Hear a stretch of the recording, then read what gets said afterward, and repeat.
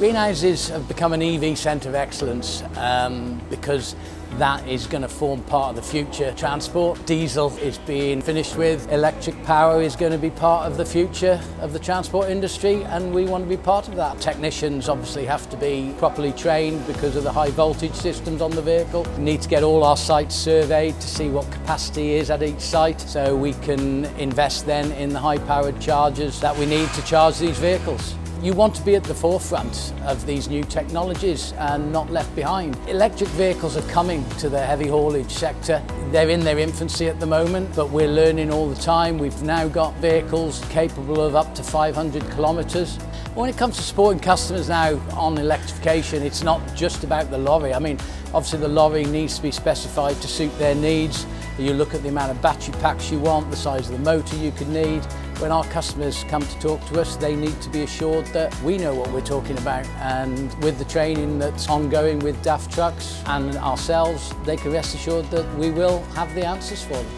So we go into doing specific training for electric vehicle up at Leyland, at the factory where these are assembled. We get to learn about the battery technology, what the vehicle can and can't do, its limitations, distance, range anxiety. We have to explain to customers about range anxiety, not to plan the vehicle beyond its range. So some of the biggest differences with driving the electric vehicles is you've got regeneration via what used to be the exhaust brake. There's no gears on this vehicle, it's either drive or reverse. It's very, very simple to drive. It's still got a heating system, it's still very much an LF. It's just generally a nice place to be.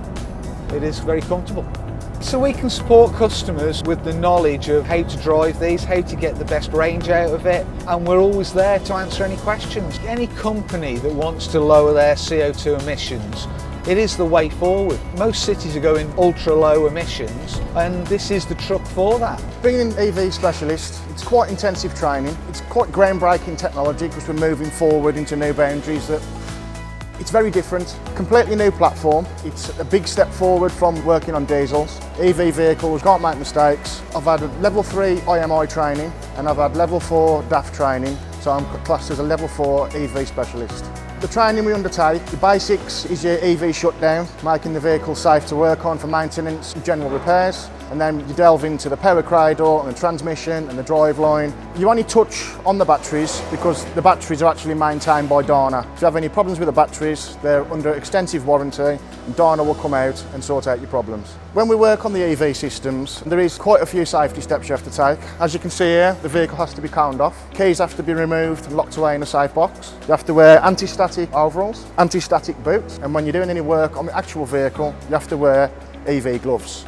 Tooling wise, it's a dedicated laptop system that we use to talk to the power cradle, the Dana system, and we've got the full electric EV kit of tooling for safety reasons. Once you get past the EV side of it, it's just a normal vehicle. From a technician's point of view, differences EV wise, it's a very different beast. You've always got to be thinking about what you're doing for safety reasons. From a driver's point of view, it is a very different vehicle.